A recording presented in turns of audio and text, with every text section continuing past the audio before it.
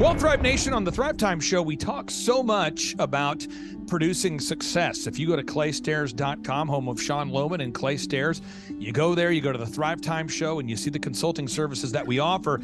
We talk a lot about how to build success, how to grow an organization, how to scale a company. But today we have a unique opportunity to be joined with an actual longtime client that is having massive success, and he's here to share with you kind of his path to success and his path as we continue to help him scale his company. So without any further ado, Sean, who do we have on today's show? This is the incredible Levi Gable, and he owns a number of different companies. He is a model client when it comes to hiring using the group interview. He's actually got a unique challenge right now with a couple of big deals that could close.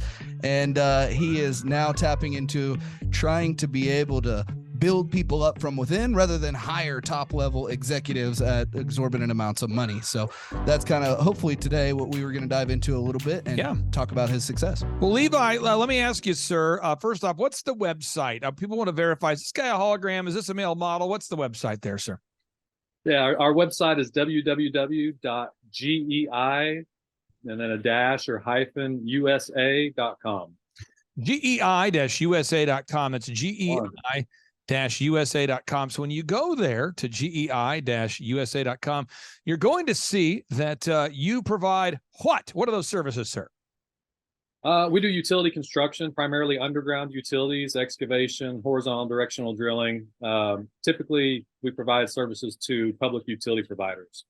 So I'm going to do this. I'm going to pull up a little document going here, and I'm just going to see if I can kind of go through some path of some certain predictable things that we do with all of our clients. And I'd love to see if you've got to check the box if we've done that. Yeah. So Levi, building a website, building/optimizing the website, is that something that you and Sean have done together? That was actually one of the very first things we did together. Yeah. And has it produced some fruit? Have you ever got a lead or a call or a deal from the website, or what sort of impact has that made or not made on your company? It's definitely produced some results for us. I think just having a website that looks professional, and I would say that's probably one of the biggest things for our customers is just going online and seeing, oh, these guys are legit. You know, that we've got a nice looking website, everything works, the pictures are good, the content's there. So yeah, it's certainly helped us gain some new customers for sure. Now, the next thing we want to do is we want to gather objective Google and video reviews because it's so important that people find an online reputation that makes sense. Has Sean helped you with that at all? Has that been something you guys have worked together on?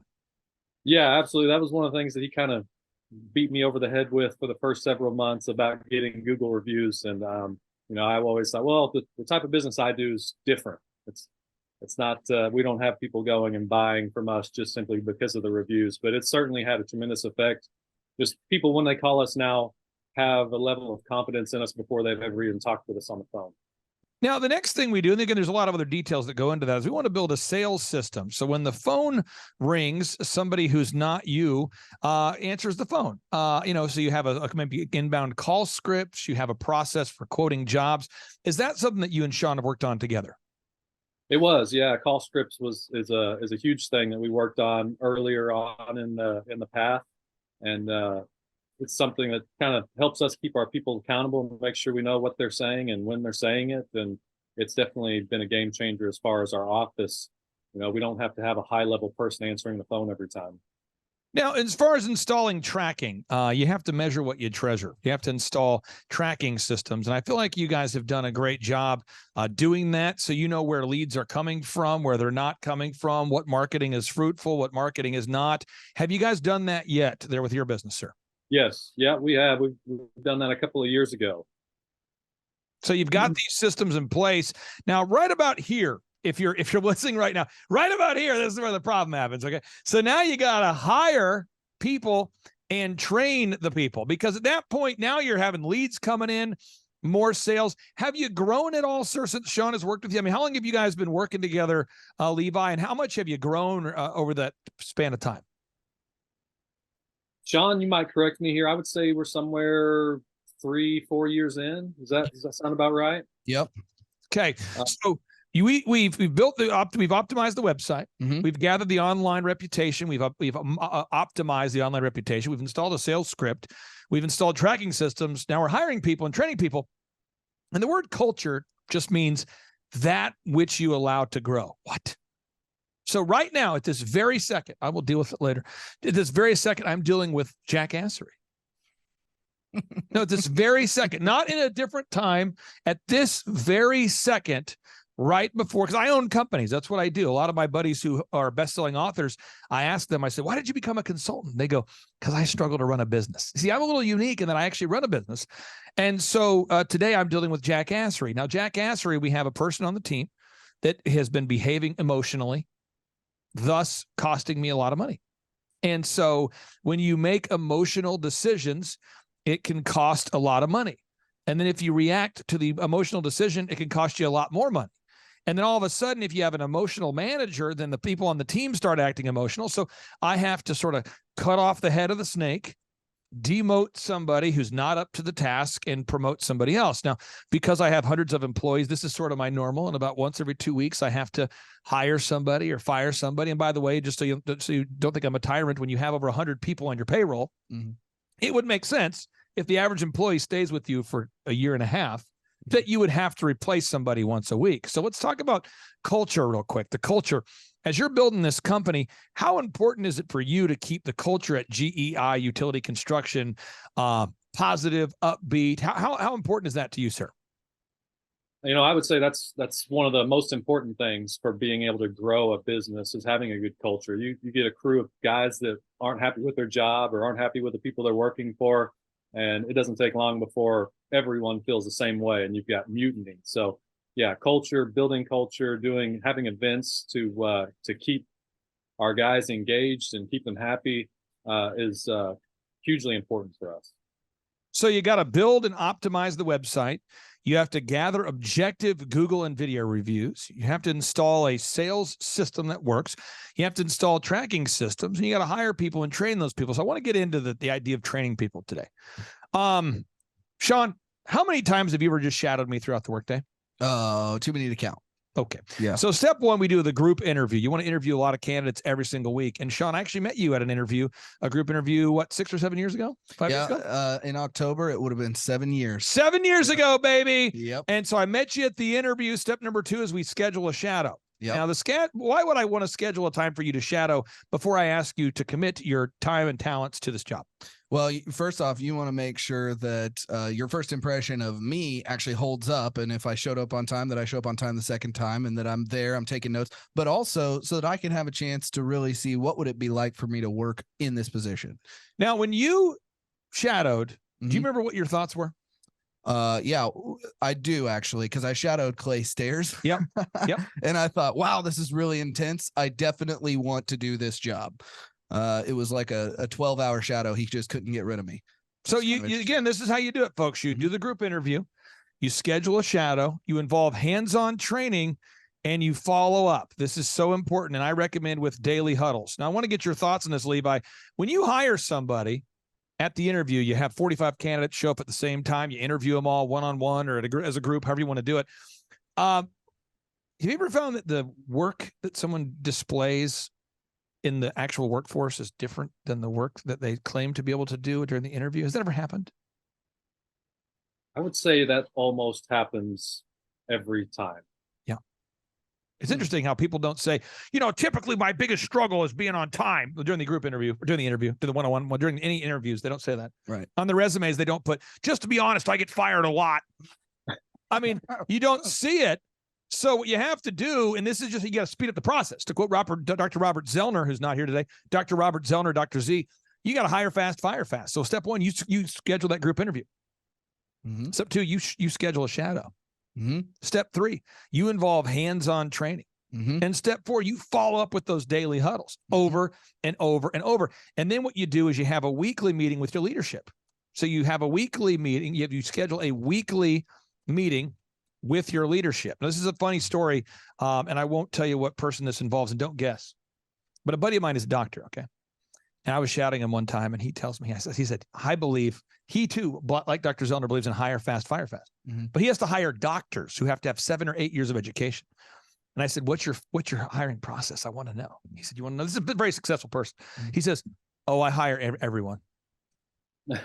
And I said, everyone? He was like, everyone that I ever interview, I always hire them. And I go, no, you don't. He goes, Clay, there's very few doctors at this skill level that are applying anyway. So no matter what the resume says, I say, I think you're a great fit. Let's go ahead and have you start today. And he's like, usually that first day of shadowing, you know whether they're in or not. Mm-hmm. And it just saves me the whole process of, going back and forth, them trying to claim why they're a good fit. And he's like, usually 5 out of 6 people can't show up on time. They can't read the charts. They can't do what they claim they can do. And he's like, and then I fire fast. I mean, it's like the same day kind of thing. So I just want to be very clear for everybody out there. I think these leadership books that are written, and I'm not going to mention the authors, but I've met a lot of the authors. And they all tell me, yeah, the idea of like the inverted leadership pyramid thing. I go, yeah, it's a great, didn't you write that? Yeah, that doesn't actually work. I'm like, what do you mean? What are these theories? And I go, yeah, that's why I became an author, because I struggled to manage people. I hear that all the time. So Levi, I mean, when these management books collide with the actual workplace, where do you see entrepreneurs getting stuck in this process? Where does it get difficult? For us, gaining work hasn't really been the most difficult part. It's keeping up with the personnel to complete the work. So that's going to be our biggest challenge, and has been, and I'm sure probably will be in perpetuity, is finding the people to complete the work. Because if we go out and gain all these new customers and then can't fulfill our contracts, then we look even worse than if we would have just not done the job to begin with. This is so big. Why hiring, inspiring, training, and retaining people is the hard part. Marketing is the easy part. In my mind, marketing is the easy part. Now, that might be easy for me to say because I'm good at marketing, but I'll tell you this, I meet people at conferences at every workshop we have, and they come up to me, Sean, they go, man, if I could just grow my business with more leads, I would dominate. And every time, whether it's shawhomes.com, we help them grow from 15 million to 150 million in sales, or we help PMH OKC to grow from, like $1 million business to a $20 million business. Mm-hmm. At the end of the day, whether it's OxyFresh, helping them to grow from a handful of locations, then to 500 plus locations, or Tip Top Canine, helping them grow from, one location that was kind of stagnant into 15 plus locations. It always comes down to hiring, inspiring, training, and retaining people. That's the hard part. Levi, what questions would you have for me about that process? Because I've done this over and over and over, and I feel like I could speak directly to any questions you're dealing with. What would be your best advice whenever you do promote someone from within, and you get them to that next spot, and you say, uh-oh, this guy kind of sucks here? It just happened today. I mean, it just happened. Because for me, in the past, I've had a no demotions policy, because I just feel like at that point, that person's going to be in their feelings. It's never going to be a good relationship to move forward with.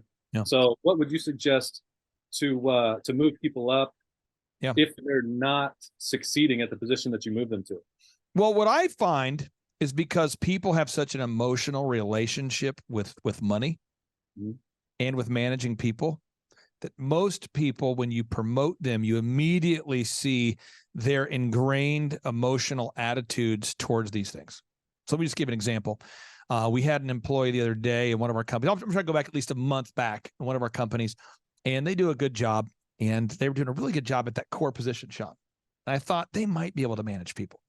So I said, well, let's do management for a day. We go, what? I go, well, I want to have you manage. You're going to fill in for the manager for a day. And I just want to see how that goes that day. And it was a total train wreck. I mean, it was bad. And people that were normally emotionally stable people began to get angry at this person.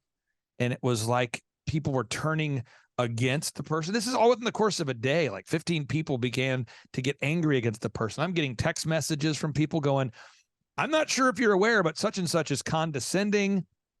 And I recognized we have some work to do here. So if at all possible, I try to just, put you in the shallow end of the pool first. Mm-hmm. Now, back to your no demotion policy. I like the theory of that. I just don't want to lie or mislead people into thinking that I've never promoted someone to a level of incompetence and then had to go back and course correct. And to your point, I bet you 90% of the time the person can't handle the demotion. But I find if I set the expectations going into it now that I've seen it a lot, I always tell someone, hey, I think you are at a point where you might be ready to play, let's say, in the major leagues. You're on the minor leagues now. I think you can do it. Mhm. But I think it's important that we go ahead and let you try, and then let's let you try within boundaries. And if it doesn't go well, then let's go ahead, call a timeout, put you back in, know what we need to work on. So that's kind of my path to promotion anyway. Another example today, I've got a young lady who I think will be a good member of our management team at one of our companies. So starting on Monday, we're going to go ahead and let her get in that job for 1 day a week and see what happens. Sean, we had a guy that was working on online reputation management for one of our clients. Mm-hmm. I don't want people to overthink this. We're just calling the customers on behalf of a surgeon to ask their customers to leave reviews. Yep. And the person's doing a great job.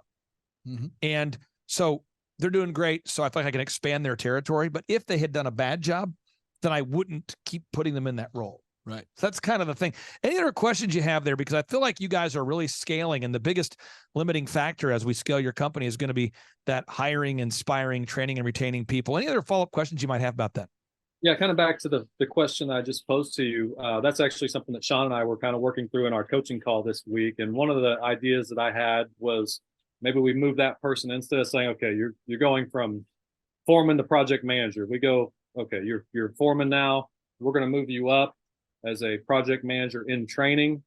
That doesn't come with any increase in pay. It's just to see if that's going to be a good fit and whether or not they thrive there. That way, if we do have to bump them back, it might be a little bit of hurt feelings, but it's not going to be going in their pocket and taking money back out that they probably had already spent over the next 2, 3 to 5 years. Oh, and what you just said, you hit on a lot of things that are correct there. One is the idea of setting the expectation that this is an in-training process is big. But two is most people spend 100% or 103% of their income. What am I saying? So you'll have somebody who's always thought, man, if I get promoted, I'll go buy that new car. Because they've done the math, they've been to the dealership, and they know that if they make another $142 a month, they can afford to buy that thing. If they make another $550 a month, they can buy that new thing. If they make another $2,000 a month, they can really buy the thing. And so a lot of times you promote someone and they immediately go buy the house. They immediately go rent the bigger apartment. They immediately get so you're dealing with that emotional blockage to it. So that's a big component. That's a lot of wisdom right there. You guys have worked together for years. Mm-hmm. And I want to see if I can kind of end this on a high point that would be of value to our listeners. Okay. Yeah. So I'm going to be driving to Tulare, California in a few weeks. And I want to go to the event. But I don't want to drive, shocking 23 hours. But if you drive from Tulsa, Oklahoma to Tulare, California. Now imagine this was like a business plan. Okay. You get the map, the guidance, and you go, well, it's 21 hours. Mm-hmm. And you can look at it and go 21 hours, 42 minutes. Okay, where do I need to go? But unless you're living in some sort of fantasy land, you're going to have cones along the way, orange cones, construction, bathroom breaks, a vehicle's going to go flat. Something is going to go wrong. So I know I'm going to go from Tulsa to Tulare, and I know it takes 21 hours. So there's 3 things I do. One is I allow 3 times as long as it should take to get there. Second is I'm okay to do some timeouts along the way and do a little coaching like, hey, driver, are you tired? Do you want me to drive for a while?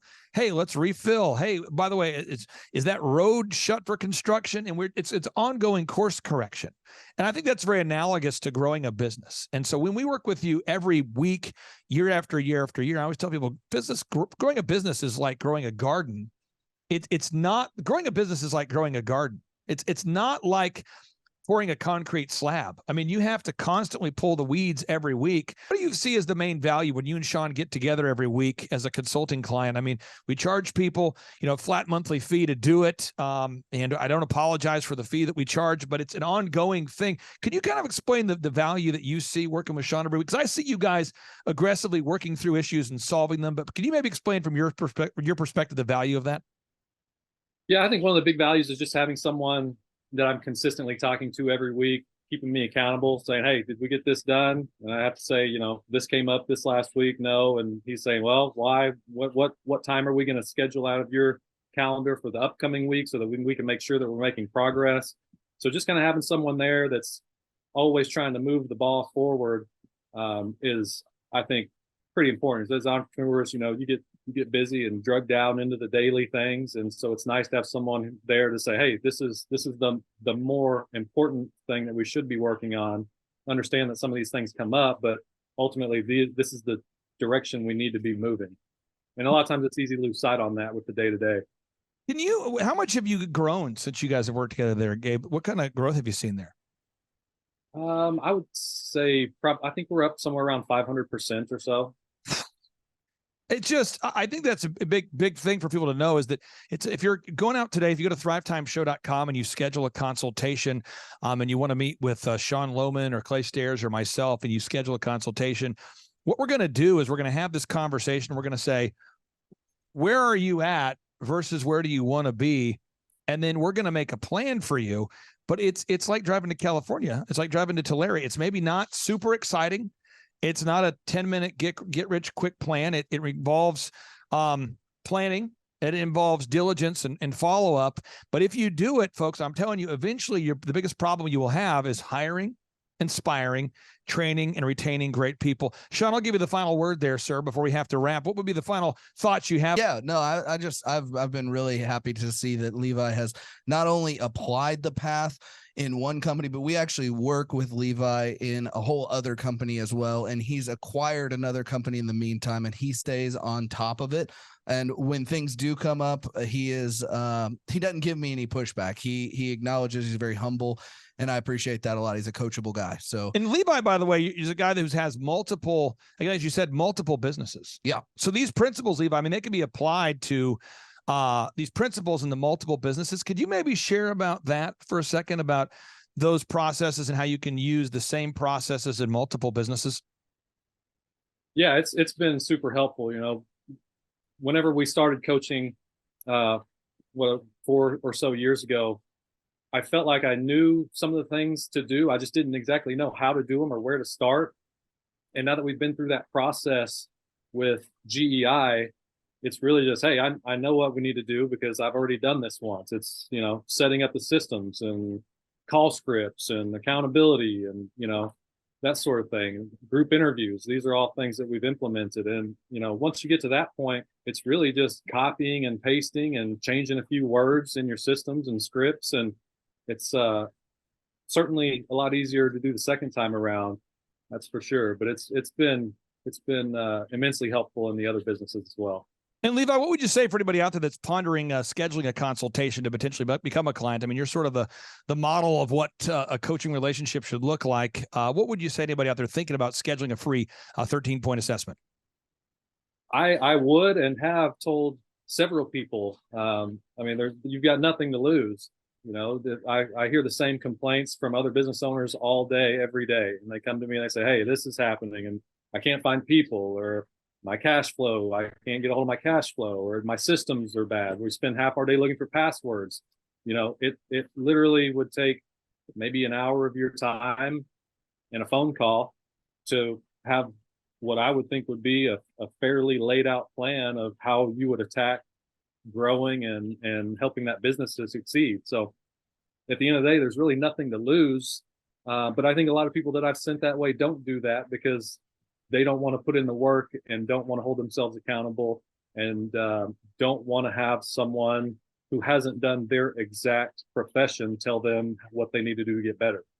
Well, folks, I'll tell you this. So that's the Levi Gable Success Story. That website is gei-usa.com, gei-usa.com. And in part 2 of today's show, we're going to be joined by Gabe Salinas. His company's called Window Ninjas. And these systems and processes that we've built to help Window Ninjas scale are very similar to the systems that we've helped gei-usa.com to grow. So whether you're somebody in Tulsa, Oklahoma, whether you're somebody on the East Coast, in the case of Gabe Salinas, I'm telling you, you have the tenacity and capacity needed to grow a successful company, and we'd be honored to serve you. Again, thank you so much, Levi, for joining us. I really do appreciate you, sir. And we will talk to you soon.